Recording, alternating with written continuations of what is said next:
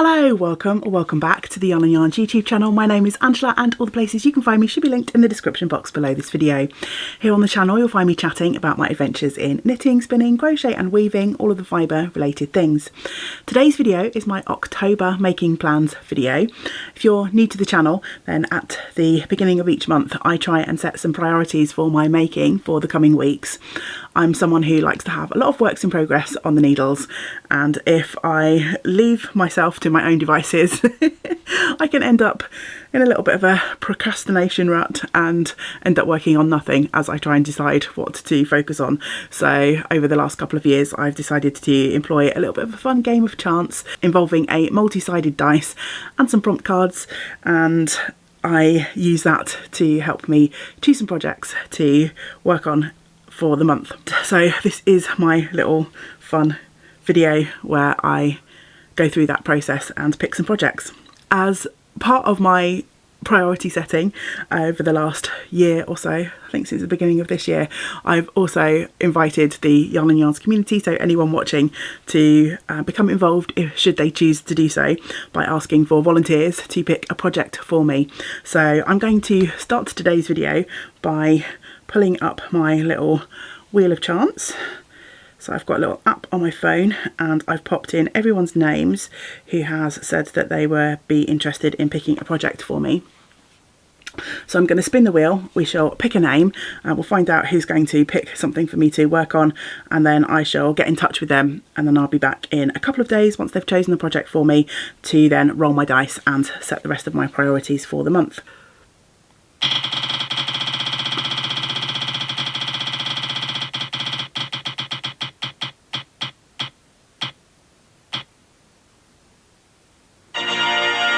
Okay, so it will be Angela, and Angela is one half of Attic Spin Die, and so I'm going to be getting in touch with Angela to see what project she would like me to work on, and Angela will be able to choose either something from my list of works in progress which are listed on Ravelry. For people that want to join in and aren't Ravelry users, I'm happy to send a list of my current works in progress, or she can pick something entirely new for me to cast on, and I'm happy to purchase yarn and patterns if the need arises. But yeah, Angela will have carte blanche to pick something for me. So I shall be pinging a message off to Angela. Hopefully she'll get back to me in the next day or two, and then I can come back and roll the dice for the rest of the picks. So just a day has passed since I recorded the first section for this video, and the lovely Angela from Attic Spin Die has come back to me really quickly yesterday and let me know what project she'd like me to work on during the month of October. And I'm super happy to say that she picked the Astra Vest for me to work on, which was a project that I was meant to be working on, or not meant to. It was a project that I'd hoped to work on during September. I picked it as part of my September making plans, but September has been a very strange month for me. I had a few health issues at the beginning of the month, and I wasn't really in the headspace to do much crafting, or any crafting at all really. Just couldn't face it. And then my mojo has kind of disappeared, and it's also been a really busy last couple of weeks of the month, so not much really got achieved. I've done a few small projects which I shall chat about in a wrap up, but I never got round to working on my Astra Vest. So this project is living in this beautiful sheet bag by Emma of Eldenwood Craft. It's a pattern by Amber O'Brien, and I'm knitting this from my handspun yarns. And I've got two yarns that are going into this project. The background colour, the brown, is a Jacob Ryland cross fleece that was gifted to me by my lovely friend Charlie, and I washed, processed, carded the fleece and spun it up. And the contrast colour with the oranges and the greens was some beautiful mystery fibre that was gifted to me by Kathy, one of our community members, that I spun up, and so I've paired those together to make this Astra Vest. And I'd really hoped to make some good inroads on this in September, but it just wasn't meant to be. So I'm absolutely thrilled that Angela has picked this project for me to work on. I've not touched this at all in September yet. There's about 4 days I think left in September as I'm recording this, so there's a chance I may pick it up for the last couple of days of the month, but I'm absolutely thrilled to be able to work on this in October. And those colours are very autumnal, aren't they, with the browns and the oranges and the greens, so seems like a perfect project for October. Now, Angela said to me that when she was having a look through my Ravelry project page, Andy, who is the dyer at Attic Spin Dye, was looking over her shoulder and noticed my heptagon time shawl and said that looked very Halloweeny, and so I think I might cheat slightly and choose an extra project this month, one chosen by Angela, one chosen by Andy. I think that would be fun, won't it? So this is my heptagon time shawl, and it is very Halloweeny, isn't it, with those purples and the sort of fluorescent green there, the neon green, and there's some bits of orange as well in there. Again, entirely hand spun, and I'm using a combination of some fun yarns that I spun from Art Bats. There's also some Jacob in here and some merino, so yeah, it's a whole mishmash of different hand spuns, and the pattern for this one was gifted to me by the lovely Mairead, so a perfect Halloweeny kind of project, isn't it? So I think I'm going to slip that one in as well. Given that I didn't have much time for crafting in the end in September, I can feel my mojo creeping back, so yeah, I think I'm going to squeeze in that extra project. So one chosen by Angela and one chosen by Andy. Okay, right, so with that said, let's get on and roll the dice, and we'll have a look to see what the dice have got in store for the rest of my making for October.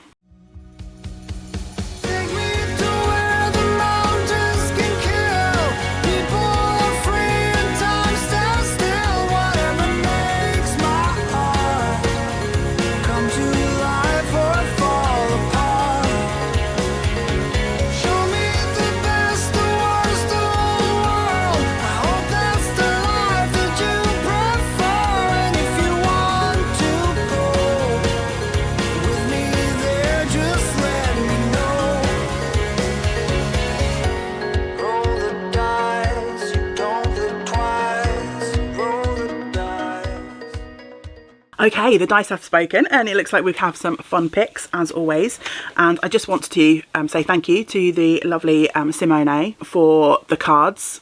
So Simone has her own channel here on YouTube. She does a lot of journaling. At the moment she's very much into fountain pens and ink, so I link her channel below if you're interested in that side of crafting and sort of artistic journaling, then do check out her channel. But she very kindly sent me a set of cards to use with my dice, and I've just added some sticky notes. One pick here which is going to lead me to something quite specific. The rest are a little bit more open to interpretation, so let's go with this one first, and it's number 3, and that is the newest prompt on the back. My most recent cast on that I still have on the needles is my birthday cast on. So back in August I cast on a Vina Hop sweater, and I haven't yet done an August wrap up thanks to the mess that was September for me. Trying to think of a word, a mess, chaos, I don't know. It wasn't a normal month, let's put it that way. I think I will probably do a August and September wrap up, and that might be the next video you see here on the channel. I did a reasonable amount of work on my craft projects in August, not so much in September, so I think I will probably be able to combine those for one reasonable-ish video. So I can't remember if I've shown this yet or not. Maybe I did mention it in my September making plans video, I'm not sure, but I was gifted by the lovely Dagmar this pattern by Nicola Susan a couple of days before my birthday, and so I decided to use it as my birthday cast on, and I raided my stash and I found a couple of skeins of this beautiful green yarn. I'm trying to find the ball. Where's it gone? It's attached, so it can't be too far. Here it is. So this is Cartref yarn, a lovely Welsh produced yarn by my friends Jenny and Zoe, and it's entirely sourced, spun and dyed here in Wales. And I had 2 skeins of this forest colourway, which I'd originally purchased for a shawl project which never came to fruition. So I decided to grab these out of my stash, and I've been pairing that colour with the leftover handspun from my litmus cowl that I finished a couple of months ago. And I had all of this lovely yarn left, and I'd originally swatched with my colours with a handspun green that's very similar to this forest green from Crochet. So when I spotted the forest green in my stash, I thought it would be amazing to pair that with my handspun and cast on a stripy version of the Vina Hop. I'm not sure if I'm butchering the pronunciation of that pattern name, but it's a circular yoke pattern. It's got a little bit of texture in every now and then. You can't really see that too much in my version of the sweater. Their original pattern was knit just with a plain yarn. There were a few striped versions on the project page, and the pattern arrived a few days before my birthday. I was looking for a birthday cast on and it all just seemed to align. So yeah, I'm looking forward to carrying on with my birthday cast on. I think I've got to the point where I'm splitting for the sleeves and the body, but I need to try this on. So the genius of this pattern is that you can knit it with any weight of yarn and any size. You just need to take your gauge measurements and your bust measurement. So it's not quite as detailed in terms of a lot of other patterns will tell you to, you know, knit so many inches and then you're done with the yoke and blah blah blah. This is all based on stitch counts, and so I need to try this on and make sure that it's fitting okay. I think it will be fine. I do just need to make sure that I've got enough stitches put by on the sleeves. I might have a couple more increases to go to get that sorted, but I made some good progress on that in August, and so I'm looking forward to working on that again in October. I've got 2 skeins of the Crochet green, and this is what I've got left of the first skein. If I am at the point where I'm splitting for the sleeves and the body, then my rows are going to get shorter again. I'm planning on doing a short sleeved top so that I don't have to worry about saving yarn for striping the sleeves. I've got a good sort of portion of this done, I think, and this is quite a nice simple knit. It's just round and round stocking stitch with one row of texture every now and then, and also you get the joy of changing colours and doing the stripes, which always makes the knitting go a little bit faster, I think, because you're always on that sort of, oh, I just do one more stripe kind of mentality. So that is the project that I shall be working on for the newest prompt. So the next is number 10, which is the charity prompt, and the idea behind that is just for me to work on something that I will donate. And I had that prompt a little bit earlier on in the year, and I worked on some sock tubes that I had left over from a charity project we did a couple of years ago, and my lovely friend Charlie cranked up some donated sock yarns for us, but the last batch of the yarns that I sent her, she wasn't quite able to get back to me before the deadline for that project that we were working on. So I had always intended to turn the rest of those tubes into other projects for donation, and I've just got one more sock tube left from the big stack that Charlie sent, so I'm going to turn these into a pair of socks or a pair of fingerless mittens. I used the last 2 tubes for fingerless mittens and that was quite fun.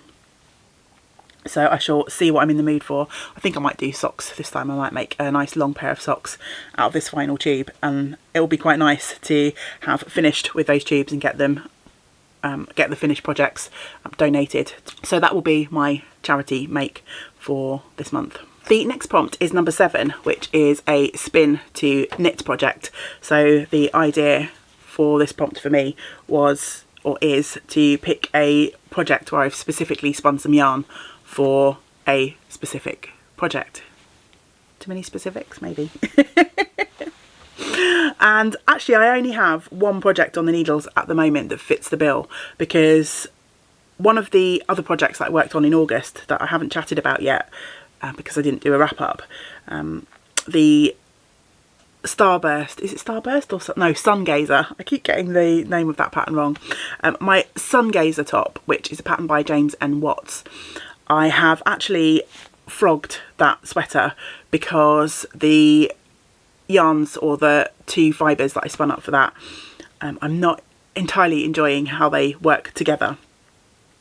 So I'm going to go back to the drawing board on that one. So that's one of the 2 spin to knit projects that I've got on the needles, or had on the needles, that is no longer a thing. Again, I will talk more about that when I do my wrap up video.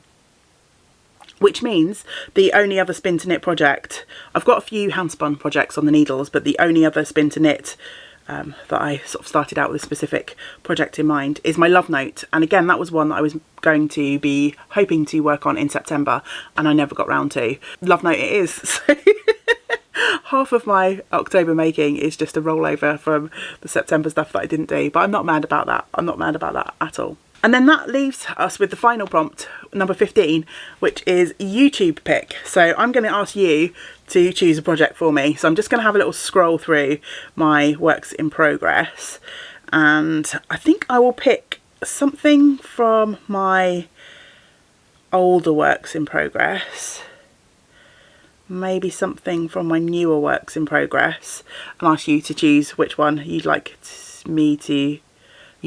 see me work on. So give me a minute, I'm going to press pause while I have a think.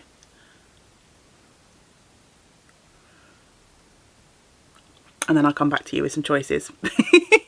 Okay, I've had a little rummage around in the project bags behind me, which house my works in progress, and I've pulled out 2 possible projects for you to pick from for me. So the first is a shawl pattern, and it's a pattern by Emma Vining via designed for the Berlin Yarn Company, and it's the I'm gonna butcher the name again. I still can't get the pronunciation of this in my head, even though I've been told several times. I do apologise. I'm going to call it the Wildflower Shawl. And I'm really close to finishing this.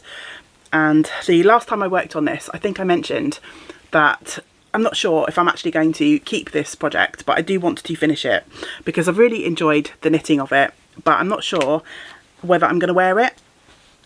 The shape of the shawl means it's like really long and it's asymmetric, which I do enjoy, but it's really skinny at one end.